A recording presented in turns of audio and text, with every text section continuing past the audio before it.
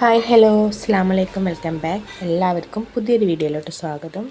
അപ്പോൾ ഇന്നത്തെ വീഡിയോ എന്ന് പറയുന്നത് ഒരു സ്നാക്സിൻ്റെ റെസിപ്പിയാണ് കേട്ടോ. നല്ല ടേസ്റ്റി ആയിട്ട് തന്നെ വളരെ എളുപ്പത്തിൽ ഉണ്ടാക്കാൻ പറ്റിയ നല്ലൊരു സ്നാക്സാണ്. അപ്പോൾ നിങ്ങൾക്ക് ഇഷ്ടമാണെന്നുണ്ടെങ്കിൽ എന്ന് പറയുന്ന പോലെ തന്നെ ലൈക്ക് ചെയ്യാൻ മറക്കരുത് കേട്ടോ. അപ്പോൾ അതിന് വേണ്ടി ഞാനിവിടെ കുറച്ച് അരിപ്പൊടി എടുത്തിട്ടുണ്ട്. ഇനി ഇതിലോട്ട് കുറച്ച് തേങ്ങ ചെറുത് ഇട്ട് കൊടുക്കുന്നുണ്ട് കേട്ടോ. വളരെ സിമ്പിളായിട്ട് നമുക്ക് ഉണ്ടാക്കിയെടുക്കാൻ പറ്റിയ നല്ലൊരു സ്നാക്സാണ് കേട്ടോ. ഇനി അതിലോട്ട് ഒരു മുട്ടയും കൂടെ ഒഴിച്ച് കൊടുക്കുന്നുണ്ട് കേട്ടോ. ഇനി ലേശം ഉപ്പിട്ട് കൊടുക്കാം. പിന്നെ മധുരത്തിന് ആവശ്യമായിട്ടുള്ള പഞ്ചസാരയും കൂടെ ഇട്ട് കൊടുക്കുന്നുണ്ട്. പിന്നെ ഇതൊന്ന് കുഴച്ചെടുക്കാൻ ആവശ്യമായിട്ടുള്ള വെള്ളം കൂടെ ഒന്ന് ഒഴിച്ച് കൊടുക്കാം കേട്ടോ.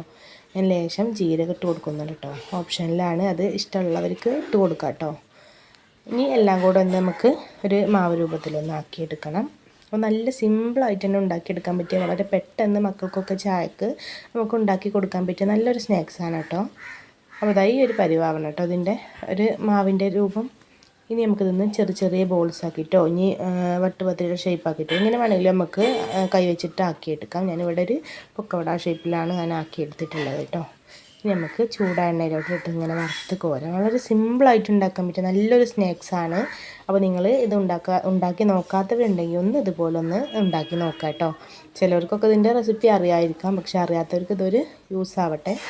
അപ്പോൾ നല്ല ടേസ്റ്റിയാണ്. ഇതിൻ്റെ കാണാൻ വലിയ ഭംഗിയൊന്നുമില്ലെങ്കിലും കഴിച്ച് നോക്കുക, നല്ല ടേസ്റ്റാണ് കേട്ടോ. ഒന്ന് ഉണ്ടാക്കാത്തവരൊന്ന് ഉണ്ടാക്കി നോക്കുക.